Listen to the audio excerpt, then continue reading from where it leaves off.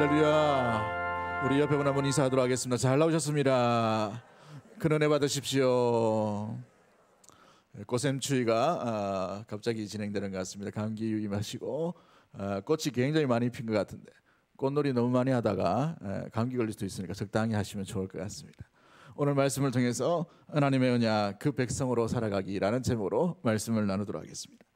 성도의 삶은 하나님의 약속의 말씀을 믿는 것으로부터 신앙의 삶이 출발되는 줄 믿습니다. 말씀이 임함으로 말미암아 말씀에 의해 우리의 신앙생활이 시작되게 되는 것이지요.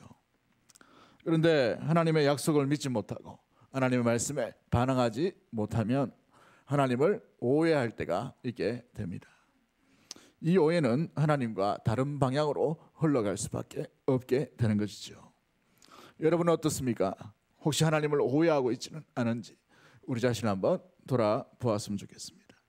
오늘 본문에는 하나님의 약속을 오해한 아브라함의 가정에 큰 시험이 두 번 있었고 난 뒤에 무려 13년간의 하나님의 침묵의 기간을 통해서 이제 그 침묵을 깨시고 하나님께서 아브라함의 가정에 나타나심으로 다시 언약을 약속하시는 장면이 나오고 있습니다.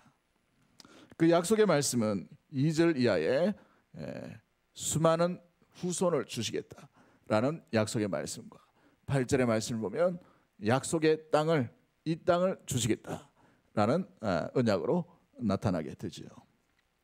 창세기를 우리가 주일 오전 예배에 살펴봤듯이 이 말씀은 생소한 말씀이 아니고 원래 하시던 늘 반복되는 그 말씀이었어요.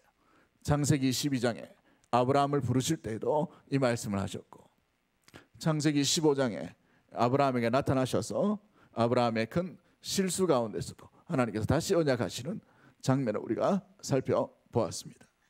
다시 반복해서 들려주시는 13년 만에 새로운 말씀이 아니라 다시 또 들려주시는 이유가 무엇이었을까요? 하나님은 하나님의 약속의 말씀을 믿지 못하는 아브라함에게 왜 13년의 시간을 여유를 주셨을까요? 여러분 13년 동안 약속 기다려본 적 있으십니까? 경상도 같으면 약속했으면 금방 주셔야지. 됐나 했으면 됐게 하셔야 그죠? 화통하고 속 시원한데 무려 13년 동안 뜸을 들이신 이유가 무엇이었을까요? 왜 뜸을 이렇게 드시는가요? 하나님을 믿을 때 하나님을 온전히 쫓을 때 좀 하나님께서 우리의 상황에 착 맞게 좀 적당할 때에 은혜를 베풀어 주시고 또한 응답을 해주시면 얼마나 좋을까요? 그렇지 아니하고 하나님께서 13년 동안 여유를 두시고 침묵을 하신 이유가 무엇이었을까요? 여러분 이 13년의 침묵의 시간은 아브라함과 사레에 있어서 어떤 시간들입니까? 모든 것을 포기해야만 하는 시간이었습니다. 무엇을 포기해야 돼요? 자기의 몸이 생산 능력이 완전히 죽었다는 것을 시인할 수밖에 없는 시간이었다는 것이죠. 그러므로 하나님의 약속과 하나님의 일하심과 하나님께서 이끌어 가시는 모든 것은 하나님께서 하신다. 하나님께서 많이 하신 수 있다는 것을 보여주기 위해 13년의 시간에 뜸을 들이시는 것을 보게 됩니다. 마찬가지죠. 우리도 우리 인생 가운데 수많은 하나님과의 동행함과 인도함을 받게 되었어요. 하나님의 약속의 자녀로 온전히 살아갈 때에 하나님이 우리의 눈에 우리의 어떤 생각 속에 우리의 손길 끝에 잡힐 만하고 또 드러나실 만한 그런 모습들이 있으면 너무나도 좋은데 왜 하나님은 우리의 기대와는 달리 한 박자 늦으신 것처럼 보이고 때로는 10년 늦으신 것처럼 보이고 왜 때로는 20년 늦어지신 것처럼 보이고 때로는 평생도록 그 하나님의 은혜를 경험하지 못하고 응답을 경험하지 못하게 되는 이유가 무엇일까요? 아직 우리가 하나님을 온전히 쫓을 준비가 되지 못했기 때문에 그렇습니다.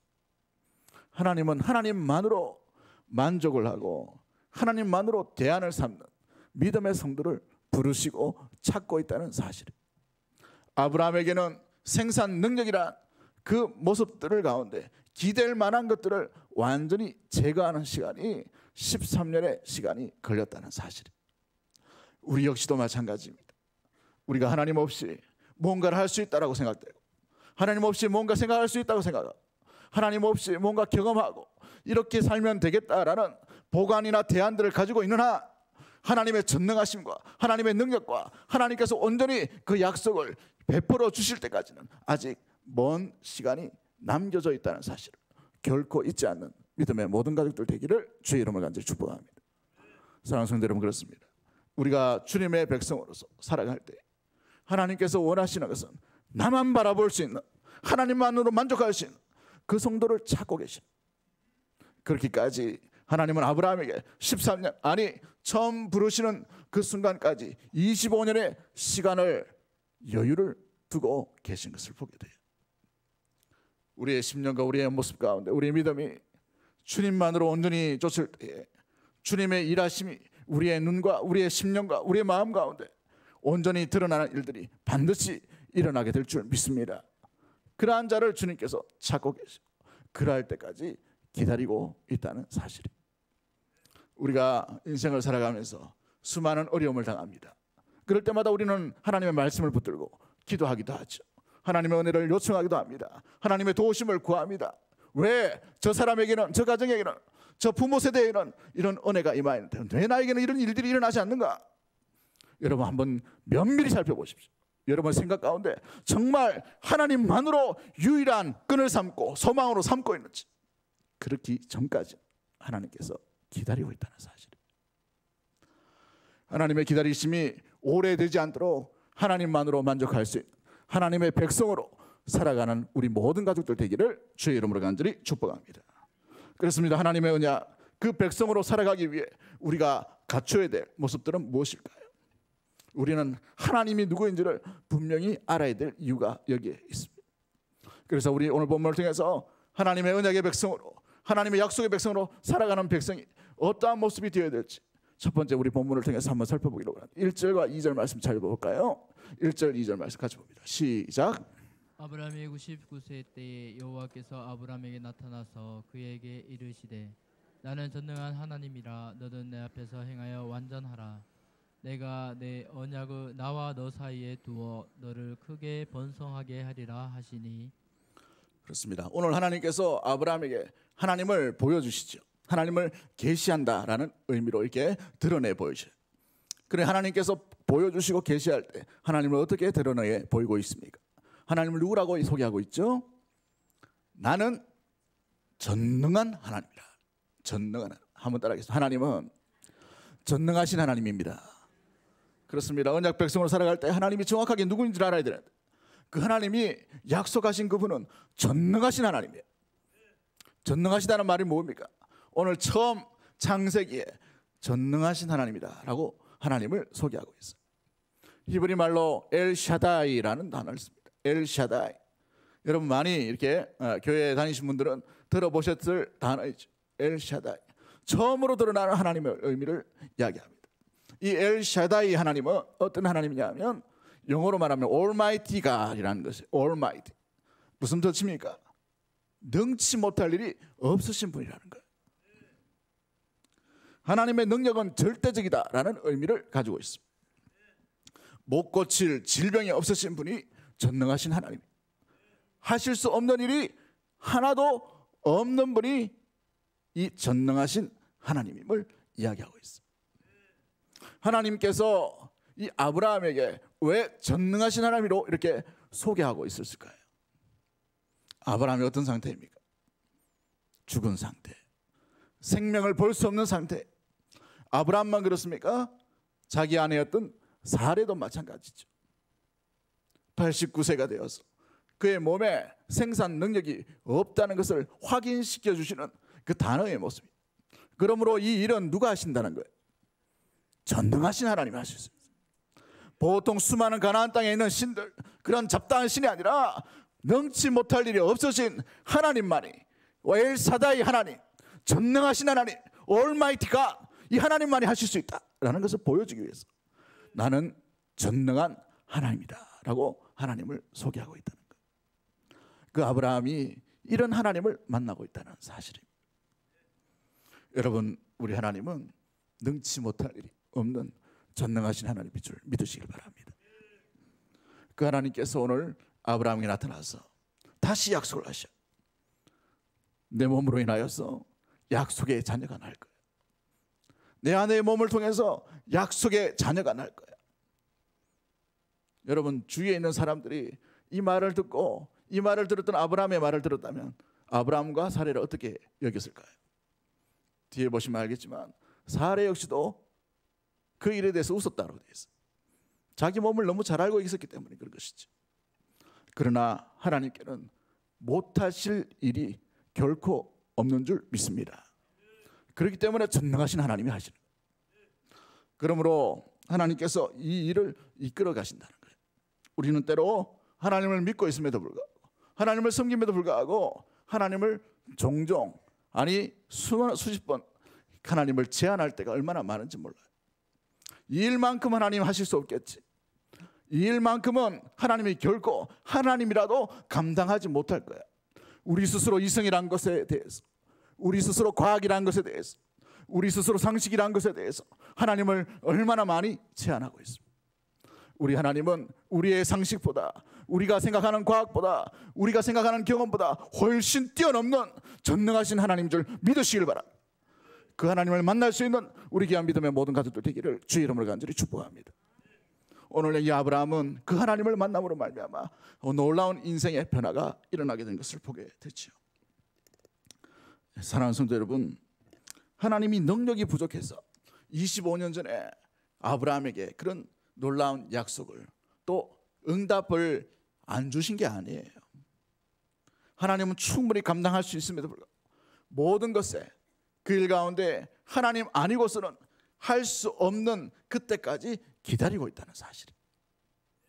아브라함이 빨리 순종을 했다면, 아브라함이 그 일에 대해서 하나님을 온전히 경험하고 알았더라면 이미 그 전에 하나님께서 약속의 자녀를 주셨겠죠. 그런데 하나님께서 기다리신 이유가 뭐예요?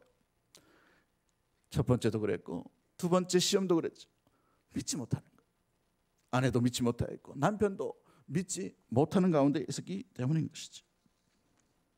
그렇습니다. 하나님의 은혜와 능력에 의해서만 된다는 그 사실을 알기까지 우리 하나님은 13년, 아니 25년, 아니 우리 인생의 평생도록 기다리게 하실 수도 있게 됩니다. 그러므로 전능하신 하나님만이 하실 수 있다, 그 사실을 빨리 받아들일 수 있는 믿음의 온전한 모든 하나님의 언약의 백성이 되기를 주의 이름으로 간절히 축복합니다. 여러분, 우리 예수 그리스도께서 이 땅 가운데 오심도 마찬가지죠. 오신 것은 어떻게 오실 수 있다 생각되더라도 십자가에서 죽으시고 부활하신 것은 사람의 힘으로 할 수 있는 것입니까? 없습니다. 전혀 할 수 없는 거예요. 하나님만이 하실 수 있는 구원이기 때문에, 하나님만이 하실 수 있는 일이기 때문에, 하나님만이 하셔야만 되는 일이기 때문에 하나님께서 이 구원에 대해서 사람이 어떤 티끌 하나도 간섭하지 못하고 숟가락 얹을 수 없을 만큼 완벽한 구원을 우리에게 선물로 주신 줄 믿습니다. 그래요, 바로 이것이죠.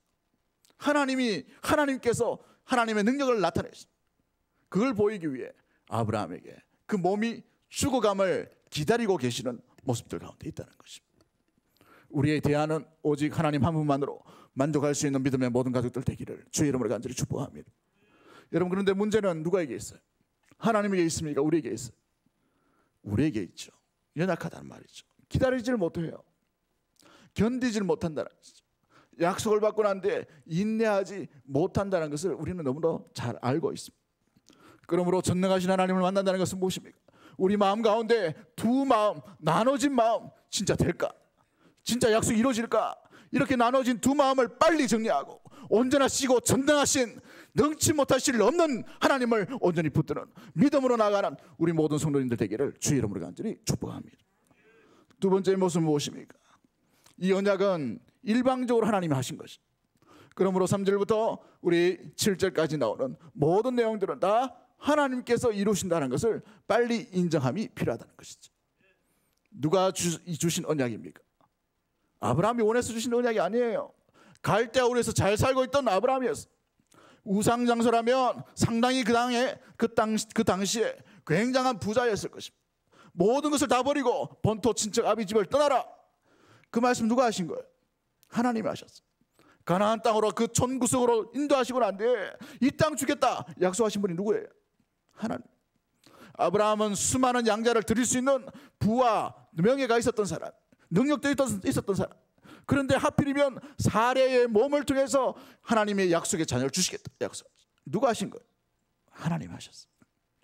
굉장히 약속이 점점 어려워지고 협소해지고 뭔가 하나님의 능력을 제한할 만한 그런 일들을 하나님 스스로 하시는 것을 보게 되죠. 우리는 성경의 말씀을 통해서 계속해서 하나님께서 왜 이렇게 몰아가시는가라는 것을 잘 알아야 돼요. 언약의 주체고 언약을 이루시고 언약을 열매 맺게 하시고 언약을 체결하신 분이 누구이기 때문에 그런 거죠. 하나님이시기 때문에 그런 거예요. 하나님이 하십니다. 하나님이 이루십니다. 이 사실을 인정하는 자만이 하나님의 언약의 백성이 될 수 있게 되는 것이죠. 한번 따라하겠습니다. 하나님이 하십니다. 하나님이 이루십니다. 그렇습니다. 우리 하나님의 믿음의 백성, 선택받은 백성은 하나님의 하심을 믿음의 눈으로 인정하고 그것을 마음 가운데, 심령 가운데 믿음으로 받아들여지는 사람이 바로 성도요 하나님의 백성인 줄 믿습니다. 그래요. 전능하신 하나님께서 이 언약을 이루신 거예요.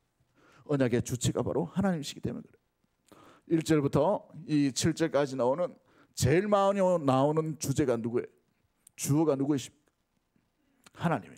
내가 하겠다. 내가. 2절과 4절과 7절에 보시면 내 언약이라고 되어 있어요. 누구 언약이요? 하나님 언약. 원래 계약이란 것은 상반간에 지켜야 될 약속이에요.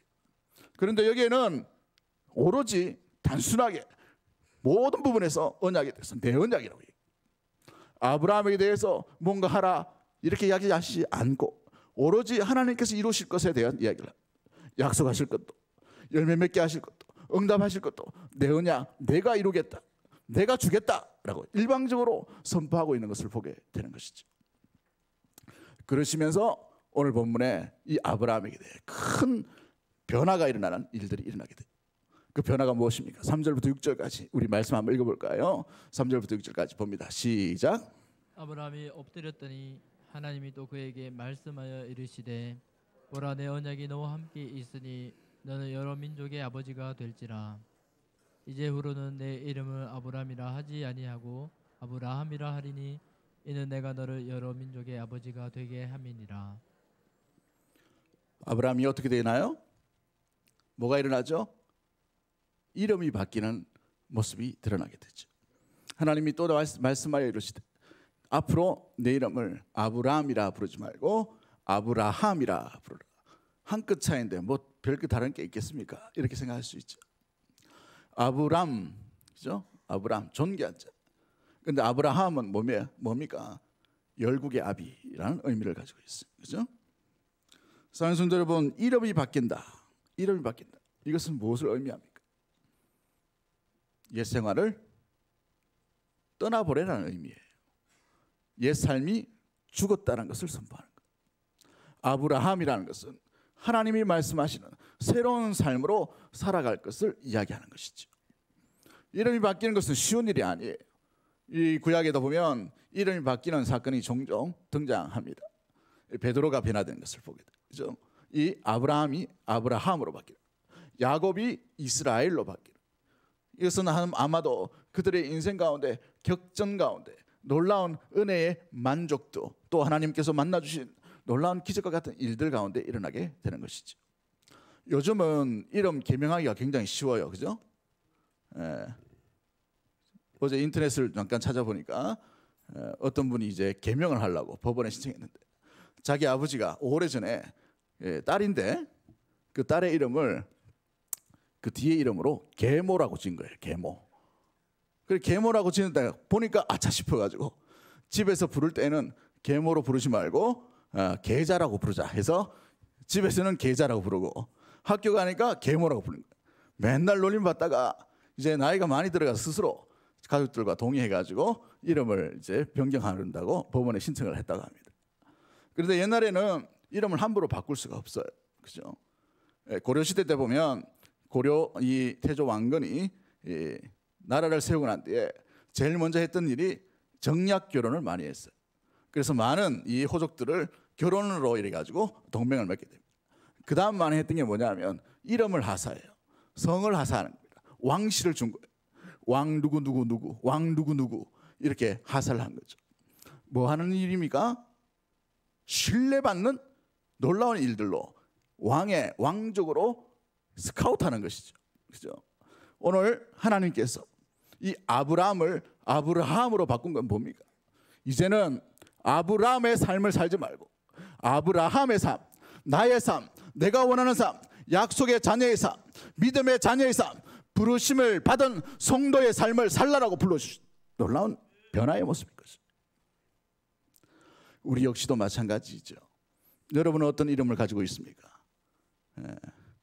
1부 때는 앞자리에 우리 장로님 한 분이 앉으시고 이렇게 했는데, 오늘 기도했던 장로님 이름이 호기입니다. 호기.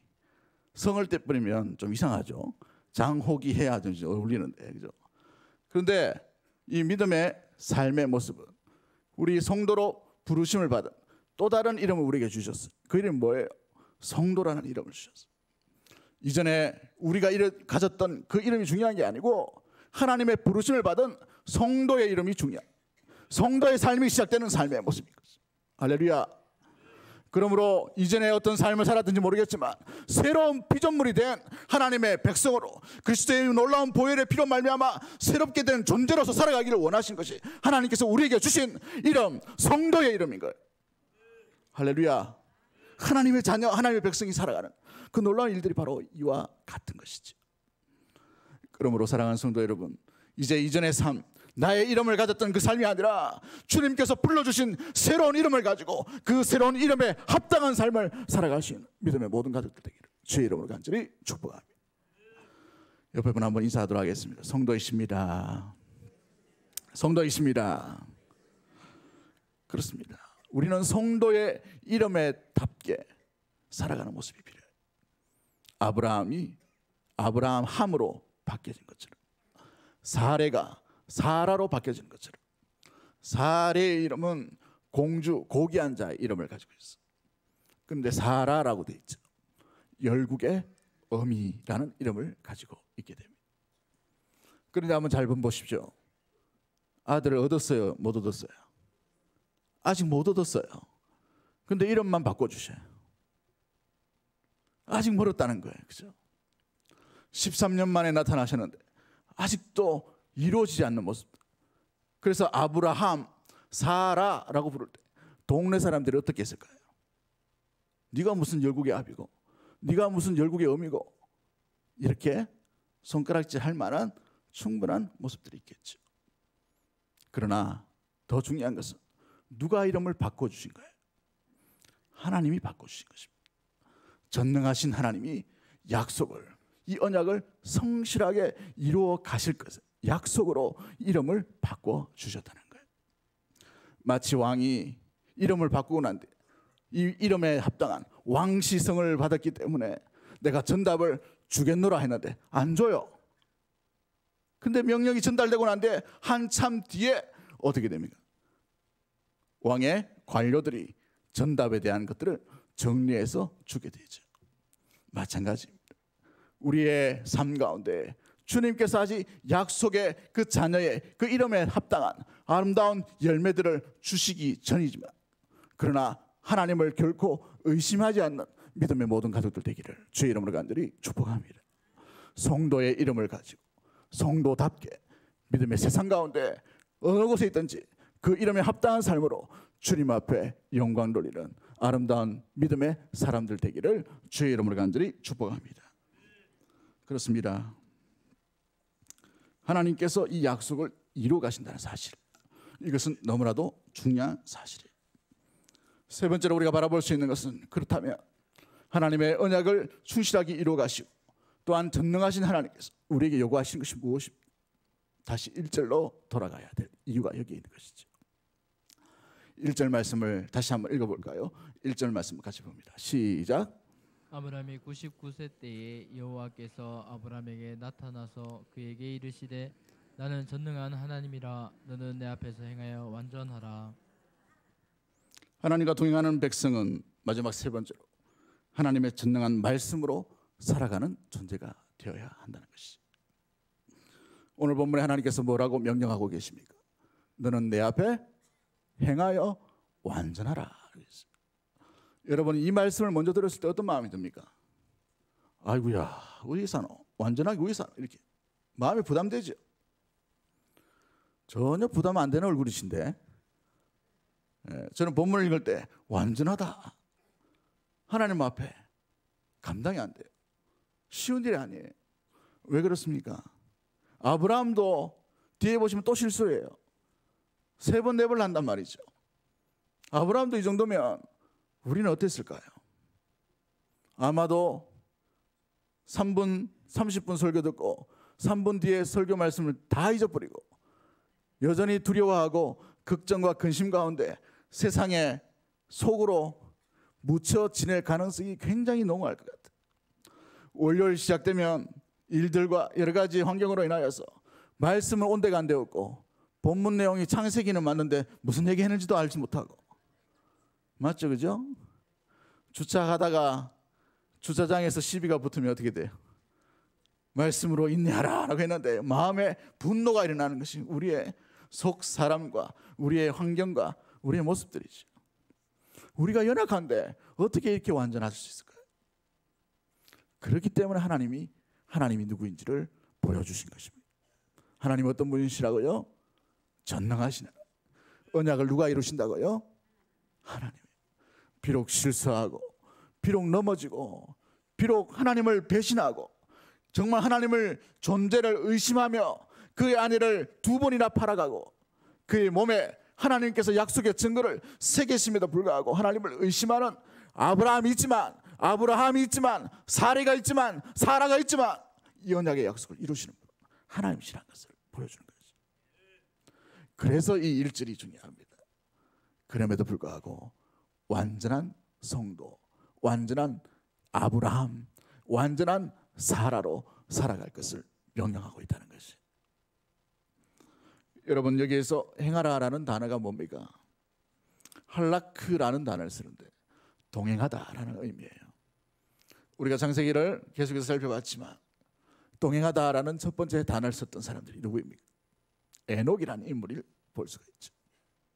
300년간 하나님과 동행하다가 두 번째 인물이 누구입니까? 그 시대에 완전한 자로 하나님과 동행했던 노아를 들 수가 있게 됩니다. 하나님의 약속만 믿고 수백 년 동안에 그 약속을 인내하며 기다리며 방주를 지었던 노아의 모습이 떠오를 것입니다. 동일하게 아브라함도 마찬가지. 약속의 말씀을 그 방향을 향해 끊임없이 행동하고 길을 걷는 것이 행함의 일의 모습인 것이에요. 누가 앞에요? 내 앞에라는 단어입니다. 하나님 앞에인 거죠. 이 하나님 앞에라는 이 문장은 종교개혁자였던 칼빈이 굉장히 좋아했던 내용입니다. 하나님 앞에서 코람데오라는 단어를 쓰죠. 그렇습니다. 하나님 앞에서 하나님과 동행하라라는 명령이 이 바로 오늘 17장 1절에 나오는 아브라함에게 주신 첫 번째 명령의 모습입니다. 동행하는 것, 함께 길을 걷는 것, 함께 하나님을 향해 약속을 향해 길을 걷는 그것이 아브라함에게 첫 번째 주신 명령의 모습이었어요. 두 번째 모습은 무엇입니까? 완전하라라는 것. 여러분 어떻게 해야 완전할까요? 완전하다라는 단어를 도덕적으로 받아들이면 여기에 남아있을 사람이 누가 있겠어요? 성 안 낸 사람 누가 있습니까? 거짓말 좀 안 한 사람 누가 있어요? 마음속으로 수십 번, 수백 번 그렇게 살아왔지 않습니까? 우리는 완전하지 못해요. 그럼에도 불구하고 하나님께서 완전하라는 이유는 뭡니까? 무엇을 보시는 거예요? 하나님을 의심하는 것에서 완전하라는 거예요. 하나님의 약속을 믿는 것에서 완전하라는 것입니다. 이 땅 가운데 수많은 어려움과 기다림과 인내의 삶이 있지만 그 속에서도 하나님의 약속의 자녀 성도라면 하나님의 살아계심 지금 이 땅 가운데 우리의 삶 속에서 우리의 시간 속에서 여전히 살아계시고 말씀하여 주시고 우리와 함께하여 주시고 우리를 세상 끝날까지 지키신다 약속하시는 그 하나님을 온전히 신뢰하라는 거예요. 여러분 때로는 이것이 믿겨지지 않을 때가 있어요. 억울함을 당할 때 믿겨지지 않아요. 내 인생 가운데 앞길이 막힐 때 믿겨지지 않습니다. 다른 사람 몰라도 내가 아픈 것 믿겨지지 않아요. 다른 식구는 몰라도 내 식구 중에 이런 엄청난 일이 일어나는 것, 하나님이 믿겨지지 않을 때가 얼마나 많이 있어요. 그러나 그러한 순간에도 여러분, 주님 앞에 완전함으로 주님을 신뢰할 수 있는 믿음의 모든 가족들 되기를 주의 이름으로 간절히 축복합니다. 그렇습니다. 하나님이 아브라함을 통해 우리에게 주신 약속도 마찬가지. 우리 땅 가운데 살아가는 동안 수많은 어려움과 수많은 난제들이 우리 속에 있게 되는 것을 보게 되죠.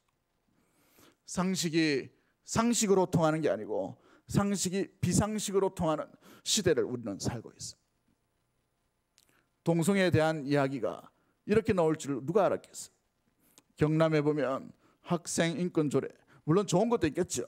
그런데 안 좋은 부분도 상당수가 있어요.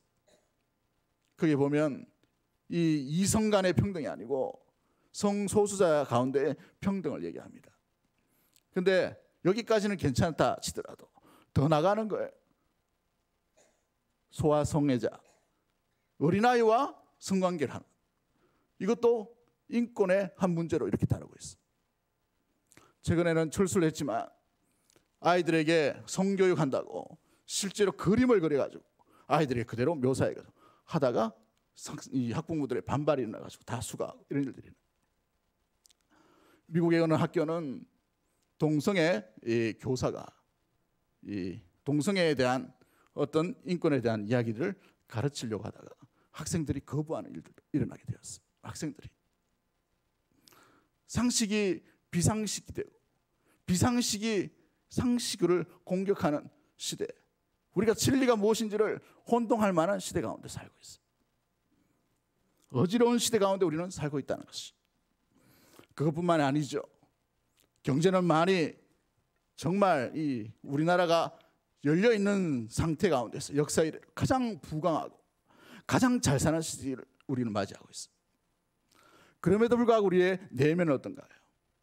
점점 우리의 마음은 더 고달파지고 외로워지고 더 내면적으로 갈등이 일어나고 더 소망을 잃어가고 더 우울하고 더 마음 가운데 착잡한 심정들이 나타나는 시대가 우리가 살고 있는 시대가 아닙니까? 사회 환경도 마찬가지죠. 개인적인 것을 떠나서 이기적인 시대가 앞으로 더 심해질 수밖에 없는 시대를 우리는 살고 있어요. 우리의 내면에 들려오는 소리도 마찬가지죠. 이러한 세상 가운데 과연 하나님, 전능하신 하나님, 우리와 함께 하신 하나님 어디에 있는가? 정말 살아계시는가? 왜 이 사회를 이렇게 내버려 두시는가? 이렇게 악이 창궐하고 상식이 통하지 않는 이 시대 가운데 진리가 진리로서 외쳐지지 않는 이 시대, 하나님이 어디 계시나? 하나님은 나의 직장 속에서, 우리의 자녀 속에서, 우리의 가정 속에서 과연 살아계신 하나님인가? 의심을 들 때가 있게 됩니다. 아니요, 의심 속에 살아갈 때가 많겠죠. 그러나 사랑하는 성도 여러분, 하나님의 언약의 백성이요, 주님의 선택받은 백성이라면 주님을 결코 의심하지 않는 믿음의 성도들 되기를 주의 이름으로 간절히 축복합니다. 히브리서 10장 23절에 또 약속하신 이는 믿으시니 우리가 믿는 도리의 소망을 움직이지 말고 뭘 하라고 되겠어요? 굳게 잡아. 한번 따라 하겠습니다. 우리가 믿는 도리의 소망을 움직이지 말고 굳게 잡고, 여러분 움직이지 말고 흔들리지 말고 주의 말씀 가운데 그 소망을 굳게 잡을 수 있는 믿음의 성도님들 되기를 주의 이름으로 간절히 축복합니다. 약속의 말씀을 붙들 때 어떤 일이 일어납니까? 우리 믿음의 길에서 때로는 홍해와 같은 험한 바람과 험한 바다를 만날 때가 있어요. 이것 때문에 하나님을 의심할 때가 있었죠. 그러나 이거를 처음 읽었던 성도들 한번 생각해 보십시오. 홍해를 어떻게 나아가게 되었어요? 애굽을 떠나고 난 뒤에 두렵고 떨리는 그 홍해가 하나님의 말씀과 하나님의 약속대로 어떻게 됐어요? 갈라지는 일을 경험했던 첫 세대의 모습. 여러분, 이런 일은 출애굽 시대나 이루어진 일이라고 믿으시는 사람들이 있으십니까? 생각만 하는 사람들이 있나요? 그로부터 수천 년이 지난 후에 갈릴리 호수의 그 풍랑이는 바다 가운데서 예수님께서 제자인 베드로를 물 속이 아니라 물 위로 걸어오라 명령하셨어요. 물 위로 걸어가는 인물이 되게 된 것이죠. 이것도 수천 년 전의 이야기라고 여기시는 분이 있나요? 오늘 우리 시대에 주님께서 그 약속의 자, 하나님을 의심하지 않는 믿음의 성도들에게 홍해를 갈라지거나 물 위로 걷는 방법이 아니더라도 하나님은 이 땅 가운데 있는 어떤 방법이라도 주님의 백성을 온전히 소원의 항구로 인도하시는 충분한 능력이 있는 전능하신 하나님인 줄 믿으시길 바랍니다. 그래요. 그게 되지 않는다면 우리에게 지혜를 주시고 우리에게 능력을 충분히 주셔서 건너갈 수 있도록, 이길 수 있도록 힘을 주시고 배를 만들 수 있는 놀라운 일도 허락해 주실 줄 믿습니다. 사랑하는 성도 여러분, 그러므로 주님 앞에 주님께서 살아계심을 흔들리지 아니하고 우리의 믿는 도리를 굳게 잡고 여러분의 삶 속에, 여러분의 가정 속에, 여러분의 직장 속에서 하나님의 살아계심을 온전히 드러낼 수 있는 복의 통로가 되기를, 이전과 이후가 달라지는 인생으로 살아가는 은혜의 우리 귀한 믿음의 모든 가족들 되기를 주의 이름으로 간절히 축복합니다. 기도합니다. 하나님 아버지, 그렇습니다.